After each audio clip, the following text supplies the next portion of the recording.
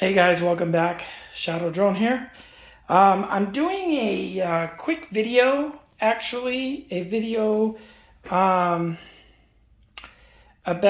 the Solvo engraving kits that they sell. I know I have a previous video of me demonstrating one, which is basically the laser that I purchased, which attaches to the print head.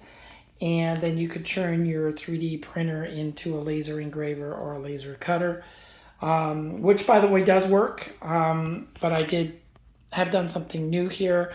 And actually I got a new part from Solvo, and I'm gonna go into this really quick.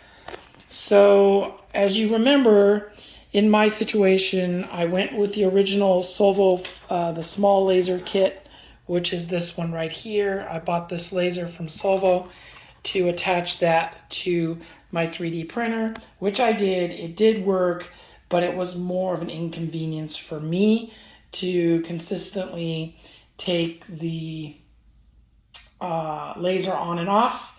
Okay, it was just a big inconvenience.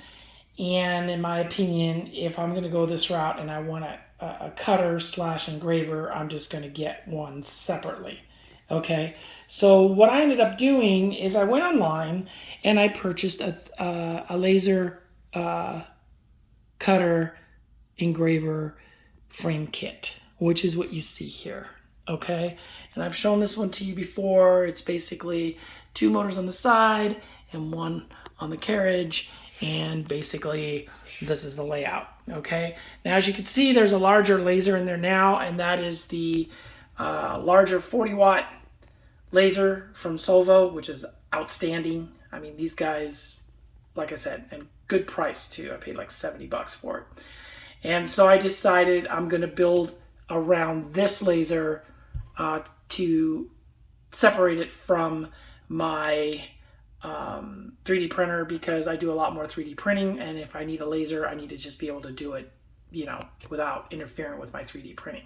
So it's a good concept, don't get me wrong, to convert your 3D printer to a laser. If you're not going to use it very often, like I said, it'll work. But if you're like me, who is going to be using the 3D printer on a regular basis, and then, you know, the wife may want to engrave something, and then I got to go through the hassle of hooking up the laser and all that stuff, you know, it's not for me. And the frame kit only cost me 100 bucks. Okay, and that included this motherboard controller. Okay, as you can see here, this is a Gerbil compatible board. All right, well, let me go into some issues here. So when I built this and I did all these things to it, and I set up this laser, the drawback is the standard Gerbil boards that come with these kits, like these, they're only 12 volts output for a laser. Okay, so there's not enough power to run this. And then of course you guys saw what I did is I basically built a voltage converter to step up the voltage to 24 volts so I can get this thing to work. And it worked. Okay, don't get me wrong. So recently I was on the Solvo website, and they started to advertise a system called the Laser Box. And I'm only going to show you a picture right now because well, actually, let me show you the picture. So this is the picture of the box that Solvo sells for about 50 bucks. Not a bad deal, folks. This thing has everything you need to add an easier way to connect your laser to your 3D printer, and it's all in a control box, so it's separate from the firmware in your 3D printer motherboard. Okay, so basically what it does is it allows you to attach this to the side of the printer and connect everything into this, and then you can use your laser. Now, the thing about this is, though, you still need to unplug all your components and plug it into this thing and swap back and forth. Okay, so yeah, it's a better idea, but for me, it's still more of a hassle. But I like the idea of this board having a 24 volt power supply built into it. Now, the only drawback is on this unit is they removed the second Y connector. So someone like myself who has dual Y motors on each side, okay, is going to be kind of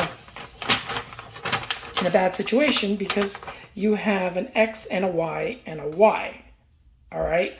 So, and when I called them, they were very helpful. They weren't really 100% sure if this would work with this style laser engraver. And so I said, what the heck, I'll order it anyways and give it a shot. So I bought this, okay, and I figured that if I were to purchase this, it's a standard Gerbil, it's a Gerbil compatible board. That much I know. So theoretically, it's just different type of hardware. But it does have the 24-volt connector that I need to power this laser without a step-up transformer, okay? So with that, I figured worth the gamble, right? Okay, so I bought this. I got it in the mail. And so I decided, well, there's two options I have, okay? One is I go in here and solder in another one of these connectors, or I make a Y cable that allows one plug to go in here and then splits off into two, and then I can plug the two motors into the same port, allowing them to drive the carriage, and I'm pretty much in the same boat, right? Now, this does have an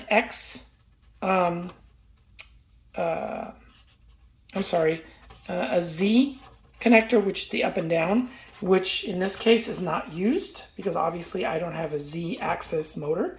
So I figured, what the heck, right? So I did. So what I ended up doing, me being me, I ended up soldering in another connector into here, which was fairly simple. But if you're not good at soldering, I don't recommend it. I would just say get a splitter cable, plug it in there, and go on that route. Anyway, after doing this and mounting it, as you can see back there, it's right there. See the box, the whole black box? I fired it up, I loaded the software, and the bloody thing works. And it works perfectly. Outstanding.